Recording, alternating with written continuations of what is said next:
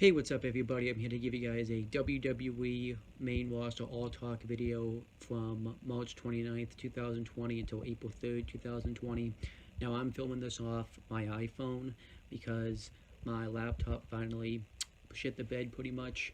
I pretty much tried to get it working all night last night. I spent like about an hour and a half on it, and I just pretty much gave in. I tried a little bit this morning, but then really didn't feel like dealing with that. So, yeah, pretty much I think the laptop is pretty much done, but not too upset about it because I'm at least getting a new one Tuesday, so it's better it happens like now versus when I don't have a new one coming. But yeah, it does kind of suck because I had like some important stuff on there, but luckily I've since it's mostly school stuff I need, the class I'm taking for it, I can just download it off of the Canvas website and everything.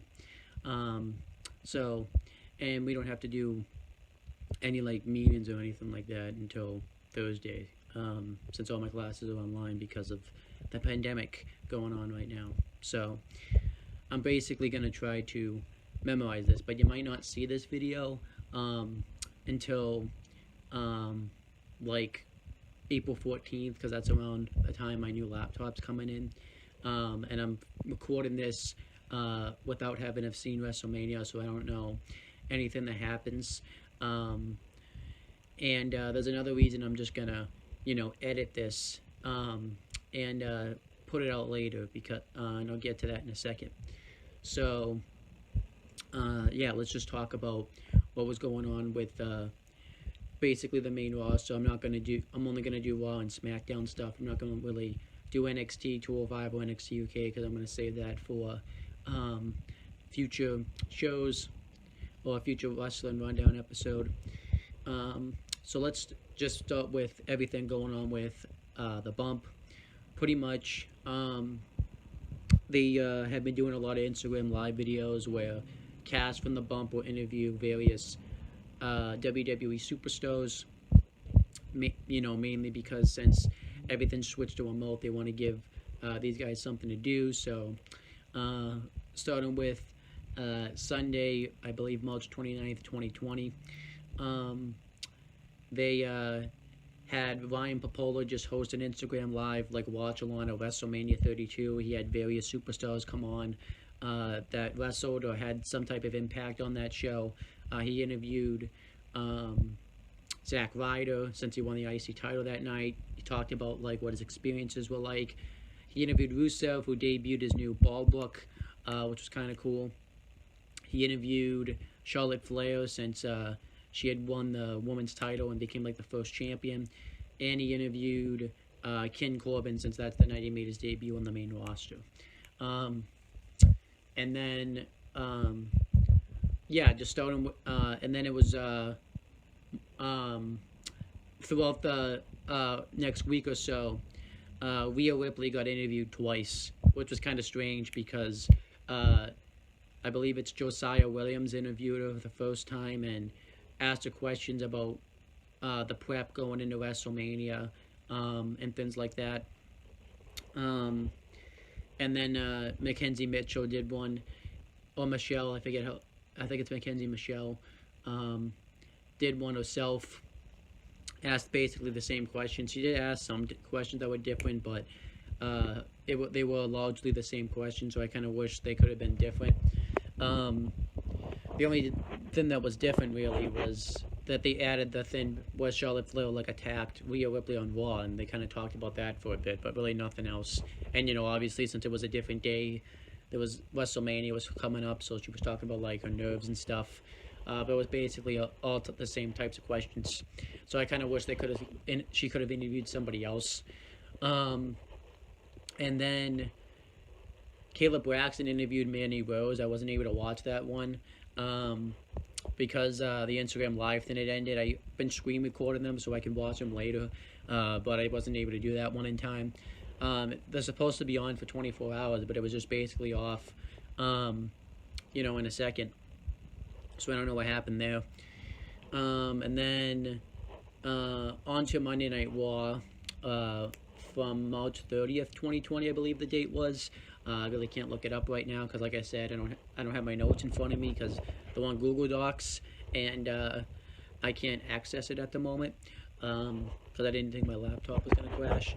But it was basically a promo heavy Raw. The only two matches really were Aleister Black squashing Jason Cade to build him up for his match with Bobby Lashley. I really like these Aleister Black squash matches in the empty arena. I think it's kind of cool.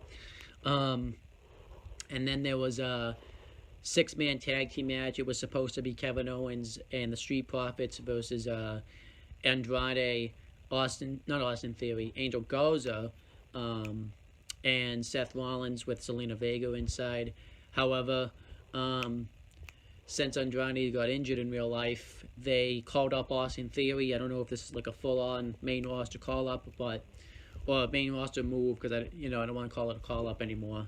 And now he's going to be replacing Andrade in the Raw tag title match. So that could be some fun. I hear the reason this is happening is because Paul Heyman's really high on Austin Theory, so that could be good for Austin Theory. They had a fun six-man tag team match. There was a botch, obviously, you should know about it, where Montez Ford went for like this flip dive off of the ropes, and he ended up just busting his back onto the ramp. And we were questioning what happened. At first, we were thinking Austin Theory just didn't catch him, but apparently what happens is Seth Rollins wasn't in the right spot, and he was supposed to prevent him from doing it, but since he wasn't there, he just improvised, and Austin Theory obviously didn't know that, since that wasn't part of the plan, didn't catch him, obviously, because he didn't expect that he'd be diving out there, so that made sense. I believe Kevin Owens defeated Angel Garza with the stunner, and afterwards Rollins ran in and hit the stomp on him.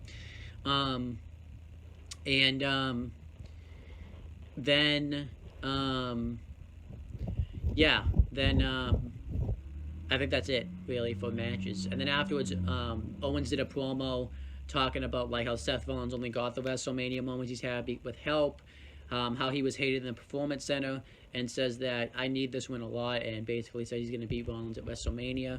And that the rest of Raw was pretty much a promo-heavy Raw. Undertaker did an awesome promo. He was like, he was acting like American Badass Undertaker, which isn't my favorite Undertaker. But he was basically ripping into AJ Styles, talking about how his wife had a better finisher than him, how AJ Styles waited till all the elite basically was out of the company. Just talking about like how AJ, how Michelle McCool did his finisher better than him and stuff. It was quite the promo. Definitely give that a watch. Then Edge did a great promo backstage, talking about some more about Randy Orton, how he has grit, how Randy Orton's jealous because the only time that he's able to realize his potential is when he's in a feud with Edge, and stuff like that.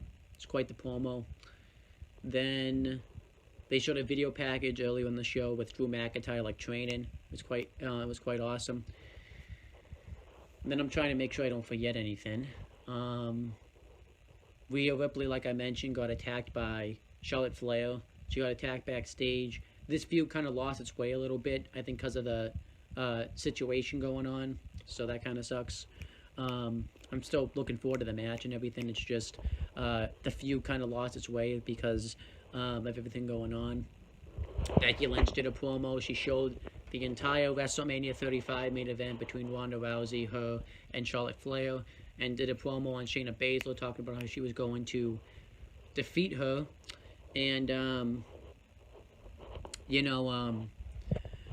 then afterwards, Shayna Baszler attacked her, put her in the Kirifuna clutch, and threw her against the table, where Byron Saxton and Tom Phillips were doing commentary. Then Brock Lesnar and Paul Heyman did a fiery promo. Paul Heyman talked about how Brock Lesnar has been the one dominant superstar on Raw. Every time on the go-home show at WrestleMania, he's been the champion, which is very true if you think about it. I think since WrestleMania 34, he's been the champion. So that's nuts. Or he's been in a title match. And then, yeah, it basically says that McIntyre is not going to be able to defeat Brock Lesnar.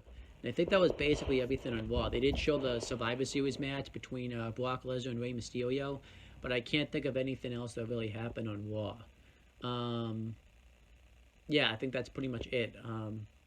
If I missed something, you can tell me. But I enjoyed Raw. I'll give it like I thought it was really good. Um, I'll give it like an 86 out of 100. The only thing I didn't like was they should have done a few more matches. I like the promos and stuff, but I feel like we could have spread those out. And yeah, I just think we needed more matches. Because I talk about how characters matter, but you need to have a more, you need to have some matches. I understand they're trying to get away from that, obviously, with the situation going on. But afterwards, Evan T. Mack and Matt Camp kind of recapped it on Instagram Live. Then we had the bump. Humberto Carrillo got interviewed, just kind of talked about his career. Really wasn't all that long because he hasn't really been there all that long. So wasn't anything significant. AJ Styles got an interview, talked about his WrestleMania moments, wrestling the best before he came to WWE. I did like how they brought up how even though Samoa Joe did the same thing to him by bringing up his family and stuff, he, you know, he said that like it just is what works and stuff. So I like that they brought that up. They did the Bump 100. They did like this thing where Caleb Braxton was like backstage at a SmackDown and asked a bunch of questions from like a bowl you had to pick up from. I believe it was called Braxton's Bowl or something. That was pretty much all they did. Everything else was NXT related. I'm kind of trying to stay away from that for a bit. And then the only thing really NXT related I want to talk about that has to do with the main roster is they just showed this hype package with Rhea Ripley and Charlotte Flair's match, hyping up WrestleMania. It's quite the video package. You should check it out. Then we had SmackDown. We had Miz TV with New Day and Kofi Kingston and Big E and the Usos. And the Usos and Kofi Kingston and Big E come out before the Miz and Morrison do. And they basically say that, they're going to win the titles at WrestleMania and how they would have beaten each other if the Miz and Morrison didn't get involved. And then the Miz and John Morrison come out and say that they're going to win at WrestleMania, retain the titles, and then they all get into a brawl and Miz and Morrison lay everybody out and stand tall. But I guess it's in question whether or not this match is even going to happen because I'm recording this before I've seen WrestleMania, so it was a question whether or not this match was going to happen because the Miz was sick. So we were questioning if we were going to just get a standard triple threat match with obviously John Morrison, a member of the New Day, and a member of the Usos just fighting for the belt would just be odd. Or Morrison could get like a replacement partner like temporarily, which is what I would suggest. But yeah, that's definitely quite the interesting thing. That's what I would do, but yeah, interesting. And then we had a triple threat match. It was Tamina Snuka defeated Lacey Evans and Naomi. Wasn't all that good. The Boston Hug Connection were just being annoying on commentary, so Tamina Snuka won with a super kick on Naomi, I believe, with help from the Boston Hug Connection, so really wasn't a fan of that. Trying to make sure I get everything. They showed Ric Flair's farewell match where he wrestled Shawn Michaels. So there you go. It really didn't tie into anything, but they showed it.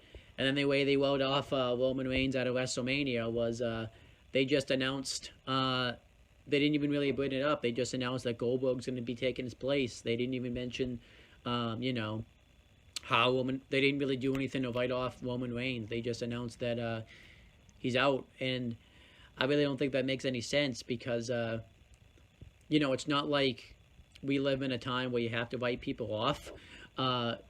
Everyone has the internet at least. And I feel like even if like a casual fan was just watching this, I feel like if they just said Roman Reigns had to pull out, they would understand because of that, they know his history with cancer anyways. So, yeah, it was just really dumb. So, yeah. Then, I'm trying to make sure I got all my... we had Tucker versus Dolph Ziggler. And they were having a fine match.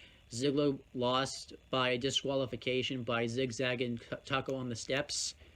That's not a disqualification because he didn't use the weapon, so that's dumb.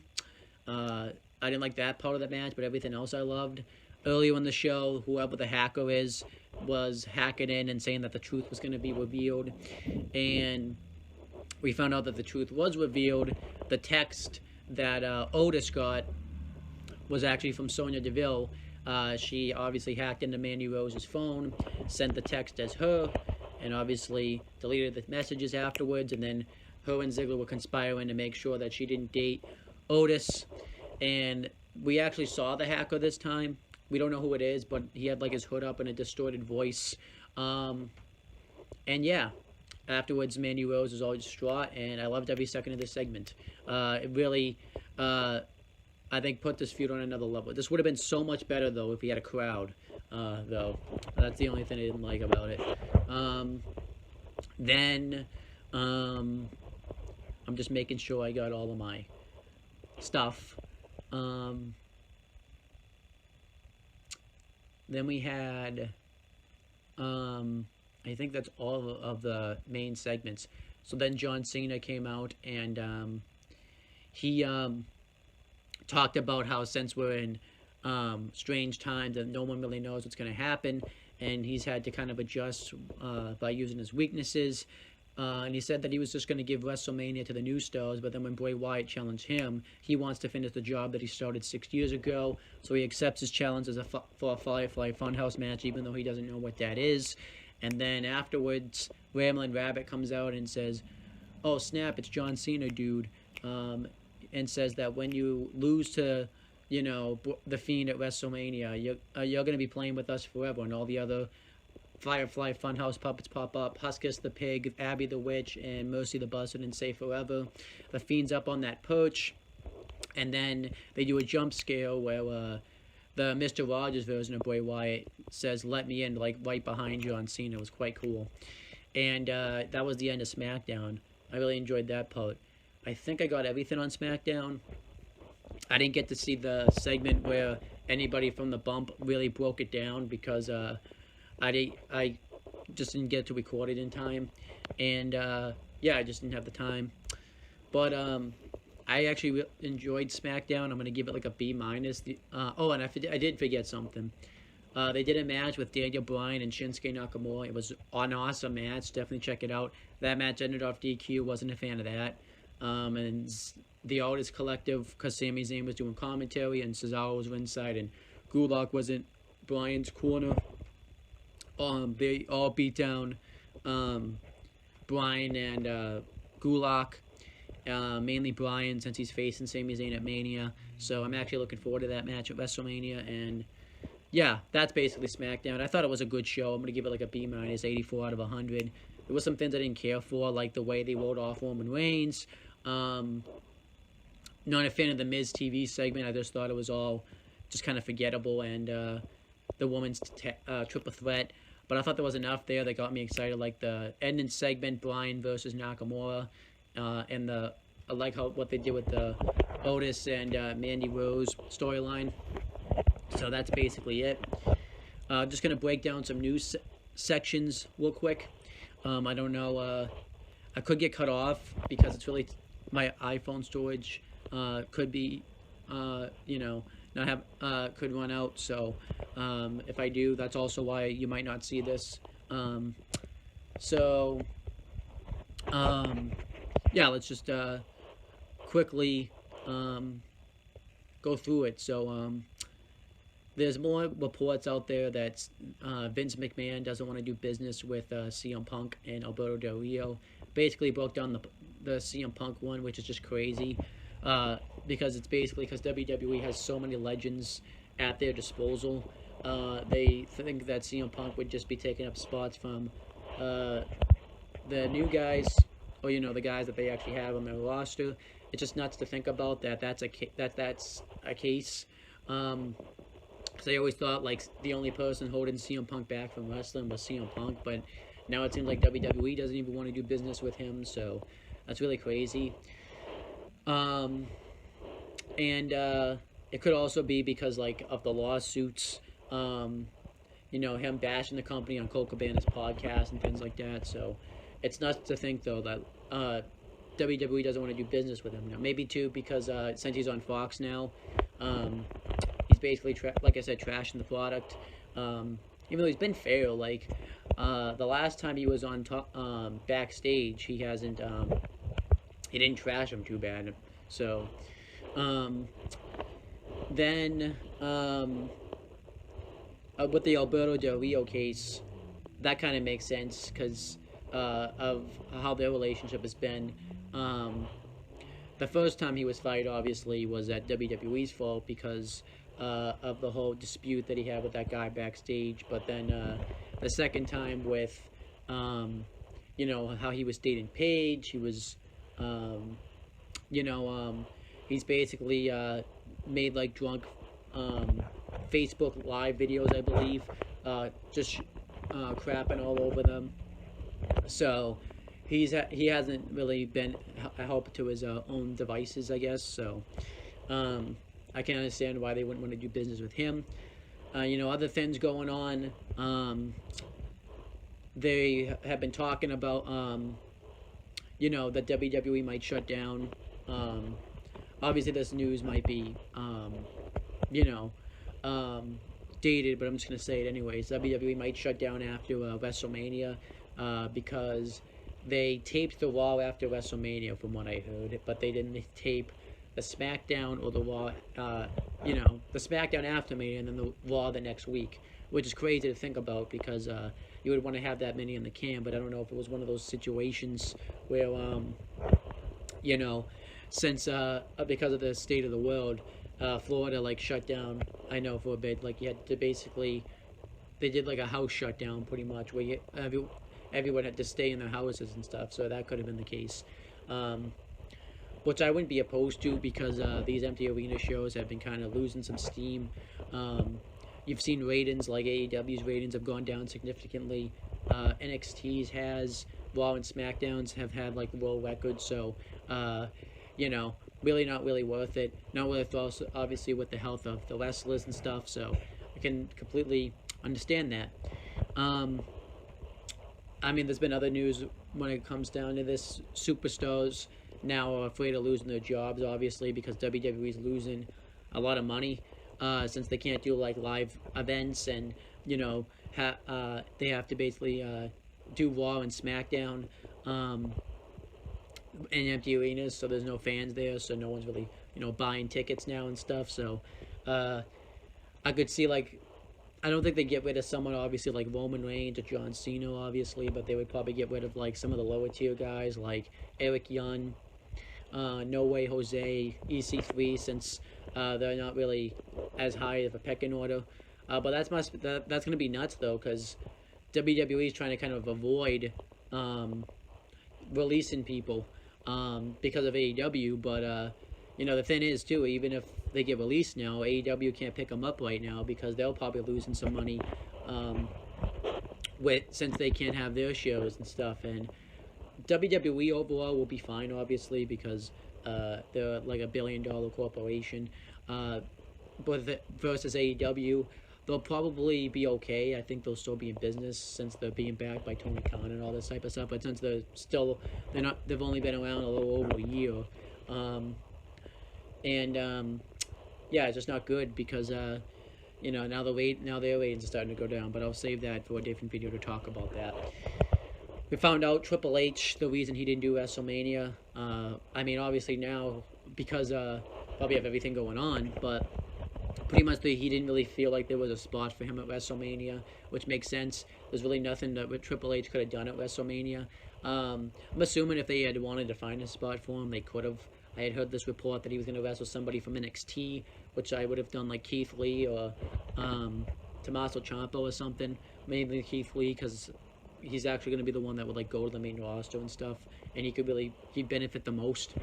But obviously that didn't pan out, so there you go. Kairi Sane, we find out where she's been lately. Obviously, she got married, and she got married in like Japan. So obviously there was struggles getting her back, but they did find a way to get her back. I think they privately flew her in. That's actually something I forgot about on Raw. We got confirmation of the women's tag title match with the Kabuki Warriors and Alexa Bliss and Nikki Cross, because Asuka squashed Kaden Carter in a match, and they basically was being fun. So there you go. Looking, that tag title match isn't really all that exciting, but she did make it in time for that match. And then we found out obviously what Pete Dunne was. I feel like this was a no-brainer. He basically is trapped in the UK because of everything going on, so he's not going to be flying in anytime soon. Which I wonder if they'll strip the Bros weights of the tag titles, or have Matt Riddle have a new tag team partner, since Pete Dunne can't really fly in right now, because who knows when this situation's gonna start to die down. So that kind of sucks. Trying to make sure I didn't forget anything. Yeah, I think that's pretty much it for like news stuff. I can't really think of anything right now. They were talking like Triple H that when everything returns to normalcy, they're gonna use some of the stuff they've been using during this time of crisis. With what am I thinking? Sorry, I'm just trying. It's tough to do this without having the notes on my phone and stuff. But they might still implement some of the stuff, like maybe the empty arena promos. Maybe some of the stuff they'll do for Mania, like the cinematic stuff with the Boneyard match and the Firefly Funhouse match and stuff. So that could be interesting. I actually would like to see them do this. I would mainly like to see the empty arena promos, because they work so much better than cutting a live promo in front of a crowd. And I just really enjoy those. I kind of hope they do that more. Maybe some of the matches, like Aleister Black matches, I think really work in an empty arena. So that could be kind of cool. Yeah, and then I think that's basically all. And then Vince still wanted to do WrestleMania in the stadium, whatever the name of the stadium is in Florida. You can tell me that. But not like he would do it in front of fans, but just having it in an empty arena. But I'm glad Cooler Heads prevailed on that, because it would have not looked as good in the stadium. Like, I guess it felt more big league, but it would have been more awkward, because like seeing like Undertaker and Becky Lynch's entrance, like with that truck and in front of nobody, would have just been really odd. So that's pretty much that. I think I got all the news stuff. If I missed anything, obviously you guys can let me know about it. Roman Reigns' return date. That's one that I missed. Yeah, basically we don't know when it is. It's basically going to probably be, not even probably when this crisis dies down. He might not come back for a while, because as we know, this crisis is going to peak. It's going to have like a 2-week peak period. It's going to be different depending on where you're at, but some people are saying it's going to peak in September. So even if life returns to normalcy, we're still going to life won't return to normalcy right when this situation's over. So that'll be interesting. And I think that's pretty much it. I can't really think of any other news stories. I think I've hit them all. But yeah, that's pretty much it, guys. I really have nothing left to talk about. The only thing I have to talk about is WrestleMania predictions. So I'm going to end the video here, do all my plugs and stuff. It's all in the description.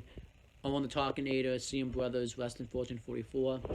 You're probably not going to see any rundowns until I get the new laptop, so that way, yeah,